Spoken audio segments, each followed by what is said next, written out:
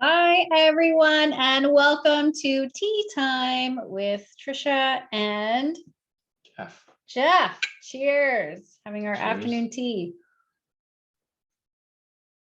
Hopefully you're doing well, and we're have a quiet house for a little while longer before kids come home from school. So Tricia's got a bit of an agenda, but we were going to talk about. But Tricia just signed up for a new course, which is very interesting for her and I, but maybe not so much for our kids. So I'll let Tricia explain that. So what is this new course that you signed up for? What's it called? So it's yeah, you talk about the course.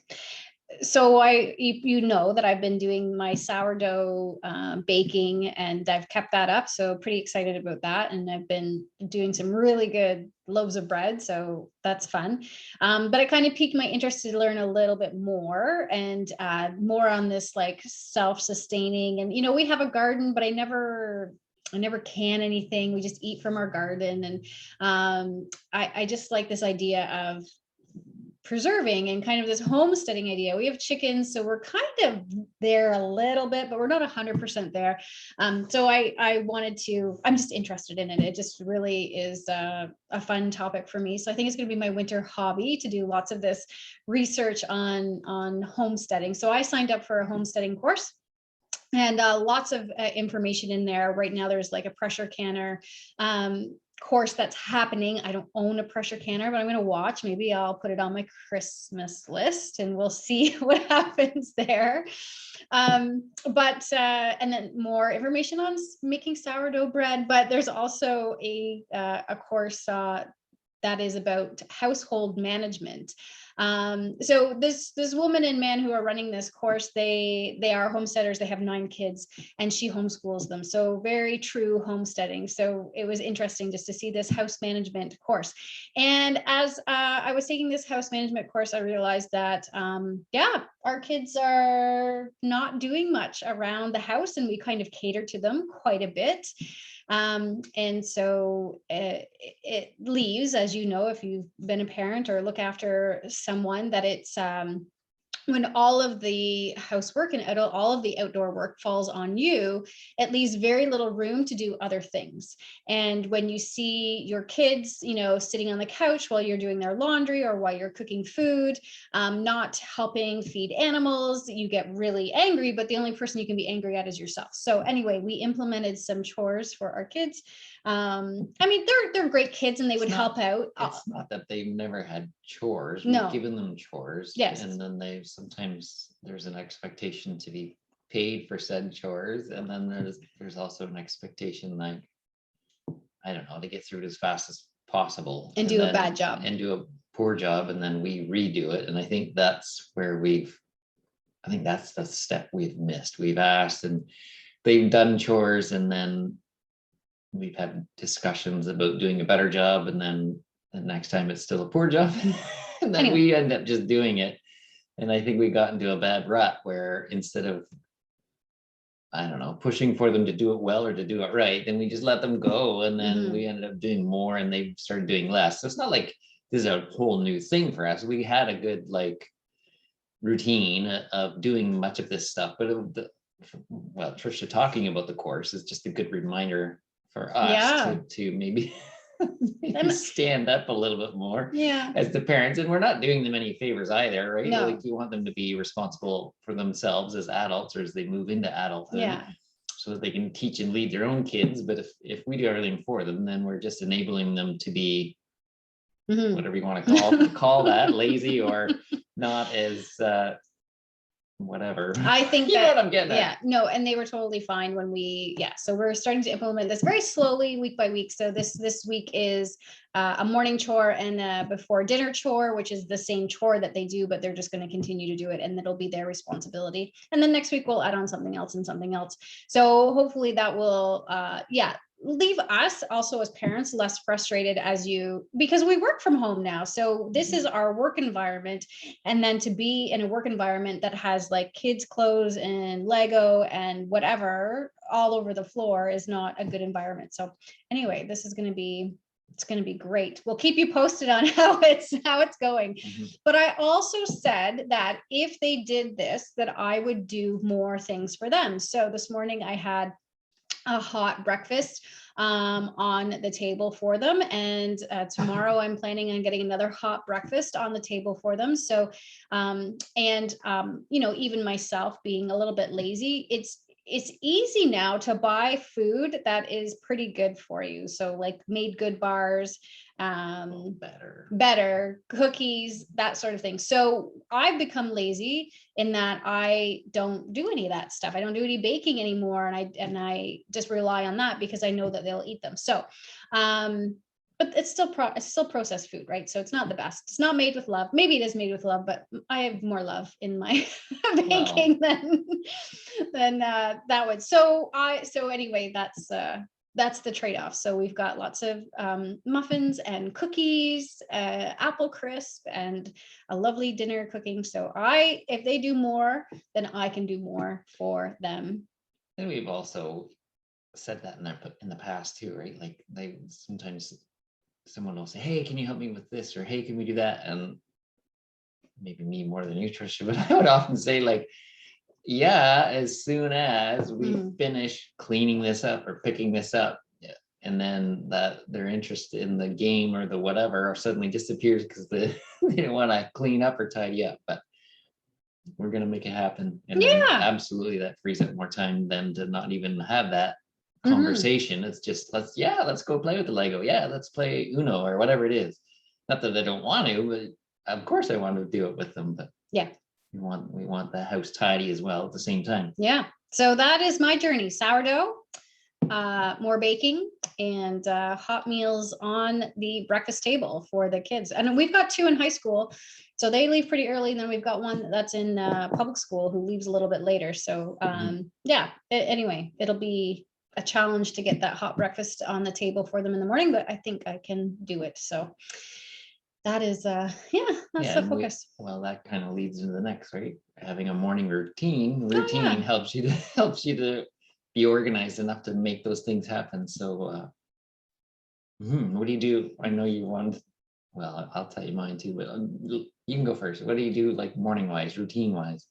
Yeah, so this is something that we wanted to talk about today too, is just to talk about our morning routine and how it sets us up for a good day, and that we have these self-care measures like put in right at the beginning of our day. So that way, if things don't go right, you know, you run out of time in the day, you don't feel up to it, in the morning you've already done a few of these self-care measures to help you out and set you up for a better day, so that you're not having a rough day. So mine is I get up in the morning and then I go to the washroom, but before I leave I do some tongue scraping in the washroom.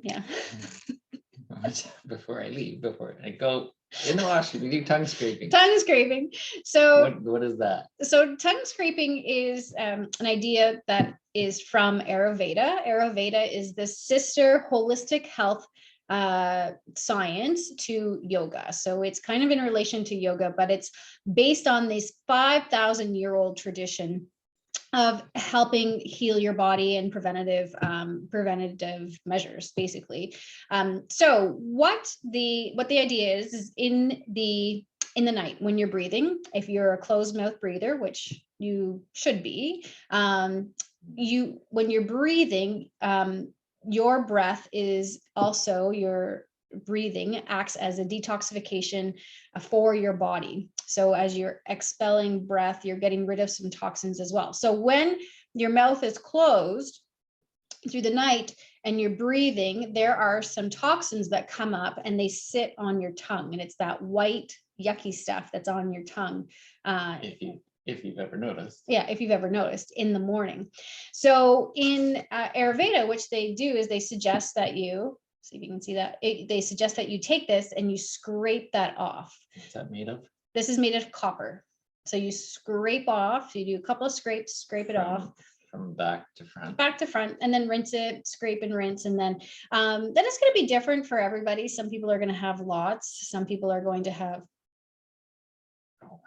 get the right angle, right? If that's your tongue, so you reach inside and you place it and you would draw back toward the tip. So just on that edge, it gathers and collects, and you rinse it and continue. And rinse and then dry and use it. Use it the next day. So and then, like, would you say that rather than jumping out of bed and get going and then end up like swallowing or ingesting some of that, like I'm sure if you rinse your mouth, that's beneficial, but some of that is just sitting on your tongue, so you can scrape it off and remove it. It's helpful. Scrape it off, remove it. So I do that, and then I brush my teeth, and then I go back to bed, which sounds kind of funny, but I lay in bed and I listen to a meditation. It's about 15 minutes, and the one I listen to is called the Abide app. I actually listen to it through podcast. Do you call that a podcast channel, or through the podcast app?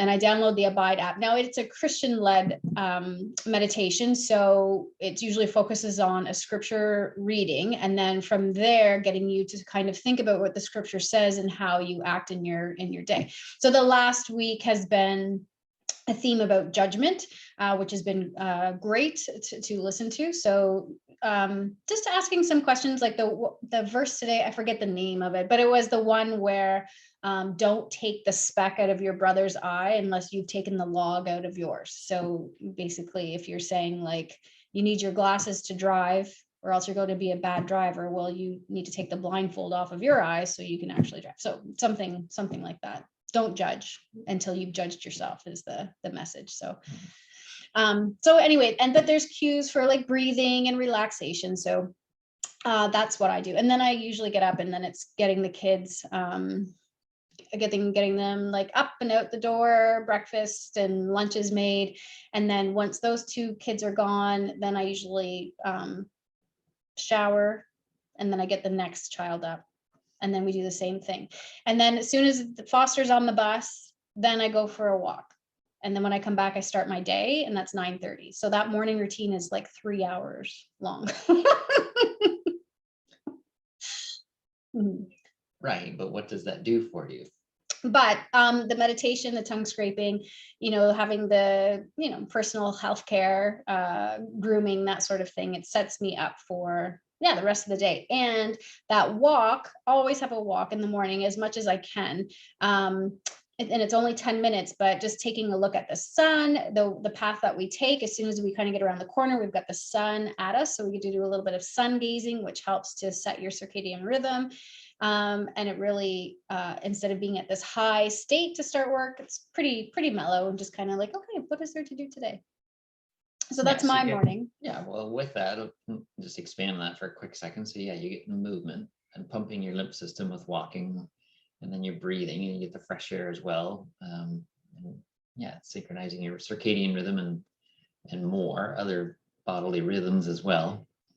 But then we're going to go backtrack in your shower. Do you often do what? I have my props here, so he knows. Dry brushing. So so this is something else that I do daily to set myself up for a good day. So this is a brush that is used for dry brushing.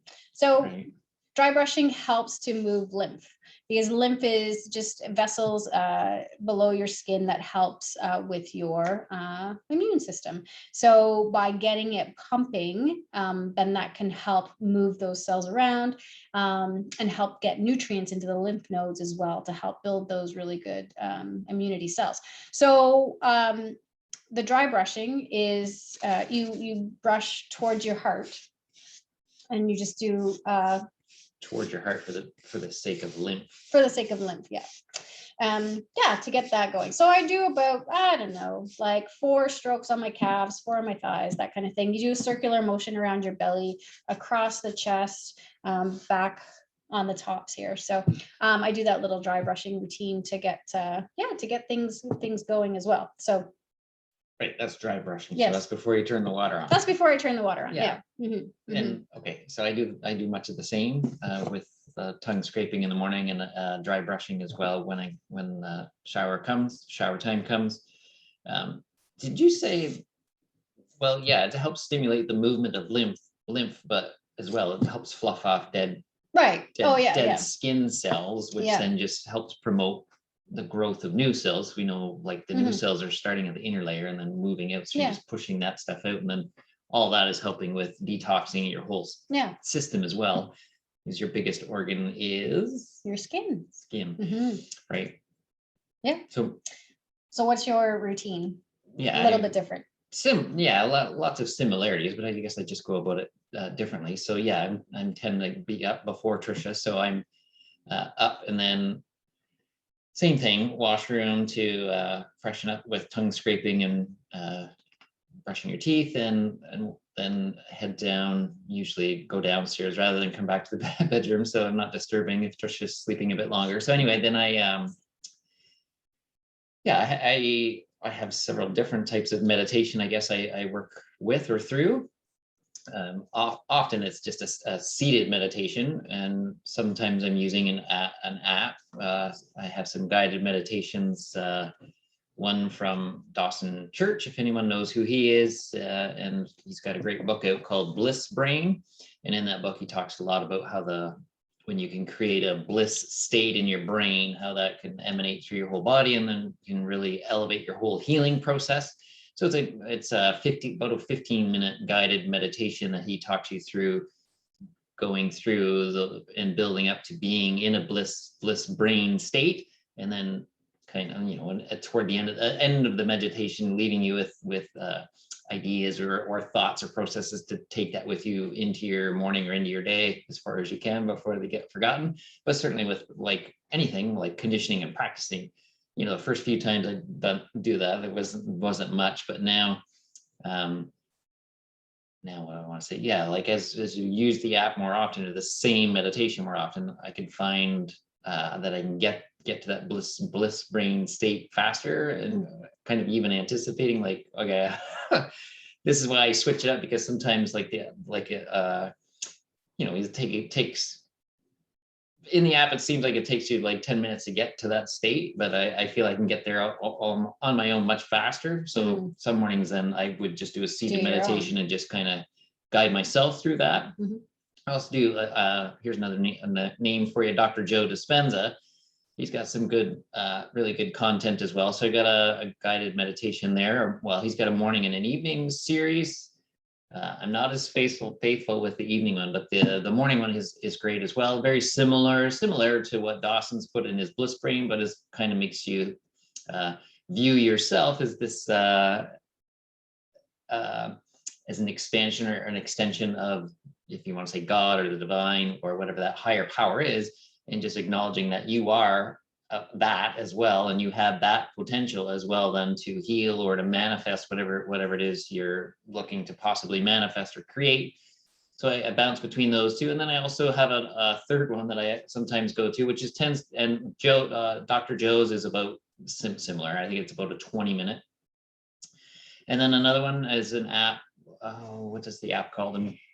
I can't think of the name of the app at the moment, but it's again, a guided meditation done by Glenn Harold, and it's and all of them have this effect of putting you kind of in a trance state, right? Where you're just getting your brain waves down into a lower level, so then your subconscious mind is more susceptible to the messaging that's coming in to if you want to say program yourself.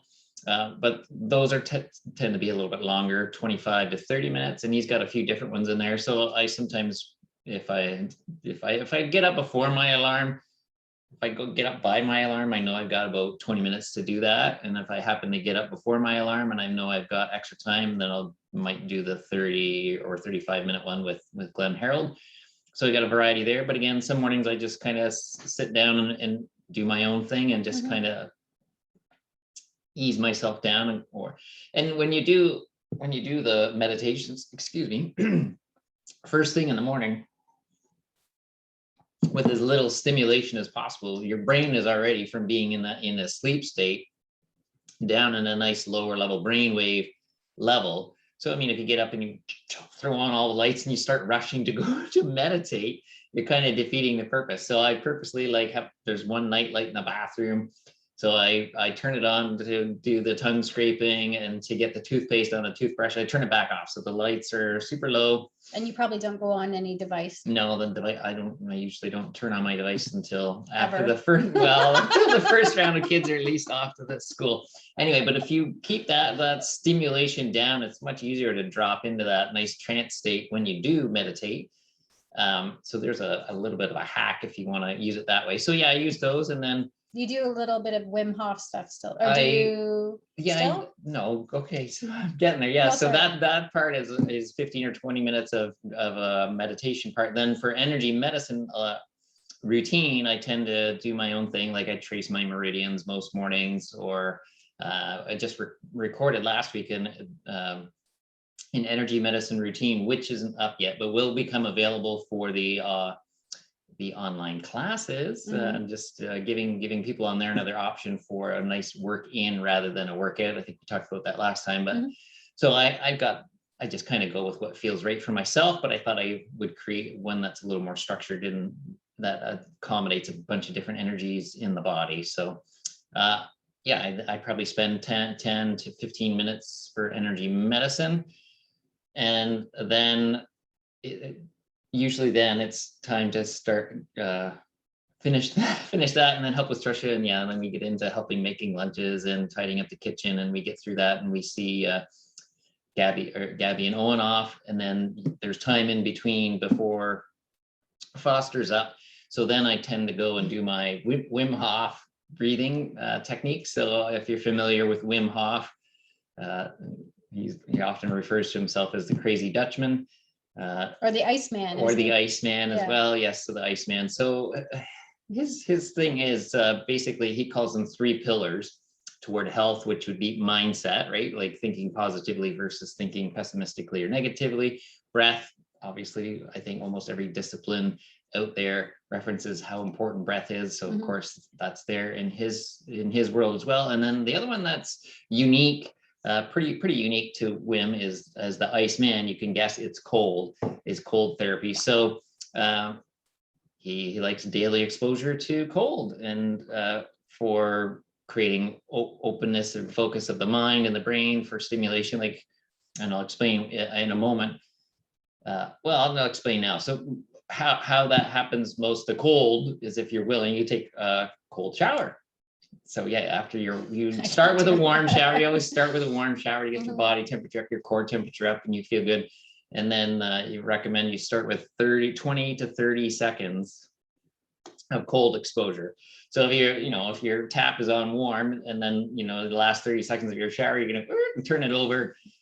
So I would suggest, like, if you think like lukewarm, like noon or 3 is burning hot, and then 9, if we use a clock, do you think 9 is freezing cold? Don't go straight to 9 if you're brand new to it. Start with like 11 o'clock, so you're just gone a little below lukewarm. Yes. And you build yourself up to condition it. But and the timing of that is what you're comfortable with, right? It could be 30 seconds or longer. So yeah, at this point, or 10. 10 seconds. If you needed a starting point, right? Yeah, absolutely. So yeah, at my shower time, that I do the cold therapy as well. So at this point, I turn it all the way to as cold as it goes, and because you've been doing this for about a year now. Oh yeah, I've been doing this for about a year. So yeah, and it's probably 6 out of 7 days a week. I mean, some days we're busy and things are going, because obviously I take a little bit longer. Anyway, so you go to the cold, and then so then you have this nice vasodilation, right? You have this warmth of your of the cells and opening of your circulatory system, and then when you are exposed to cold, you're basically creating this opening and closing or flexion of the circulatory system, so you can of the vessels. Yes, of course. And what does that? It's muscle. It's controlled by muscle, right? It's just like doing a bicep curl. So can you, I don't know how you open and close your. Oh, right. I see what you're saying. Purposely, right? Like, do you have enough brain power to consciously make your blood vessels open and close, like repetitions? to gain strengthening like you might doing a bicep curl. Well, I haven't figured that out. But doesn't exercise do that when you get but getting your blood pumping faster still does not? Well, it does. There's a vasodilation, absolutely. Yeah. But we're just, but where does that occur? It's most often specific to the muscle group, to what's needed. We're saying in this, as you move around, like you get the cold on your face, your front, your back, and you turn around in the shower, or if you're willing, you take a nice bath, and then you're totally all of your skin is exposed. So it's just a way of stimulating and conditioning and strengthening your circulatory system. And then if you're doing the breathing in there as well, then obviously you're getting a massive improvement for respiratory, circulatory functioning. And you're going to say something? I was going to say, so do you do the breathing with the cold shower? Or you're able just to tolerate the cold shower now? Yeah, I would. You want to be warm. You've got to be warm. So however you're warm, maybe you just did your workout, maybe you just did a jog, or like I say, you do a warm enough shower so that you are warm. And then post, if you're cold when it's new, you might get out of the shower and feel shivery or cold, and then you could do you could do another round of the breathing to bring your body temperature back up, or any other, if you're familiar with like piston breathing or fire breathing from yoga, something else that's going to generate heat in the body and bring it back up. But literally, if you take a 7-minute warm shower and then you take a 2-minute cold shower, it's not like your core temperature doesn't go down. Changes very, very, very little.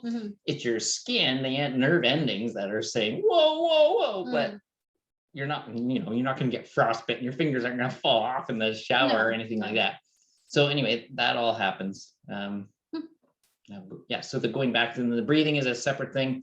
Basically, it's just a technique of over breathing, where you would breathe in like quite as deeply as you can, but you try like a nice diaphragmatic breath in through your nose. Well, Wim really describes it as you just breathe, right? But you want to breathe in. I would recommend breathing in through the nose. So you're looking to fill your lungs from the bottom up with a nice release.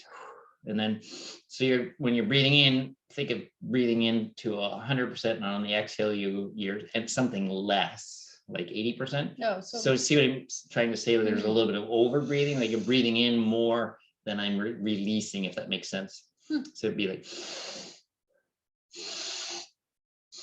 so the intake might be a bit quicker or more forceful.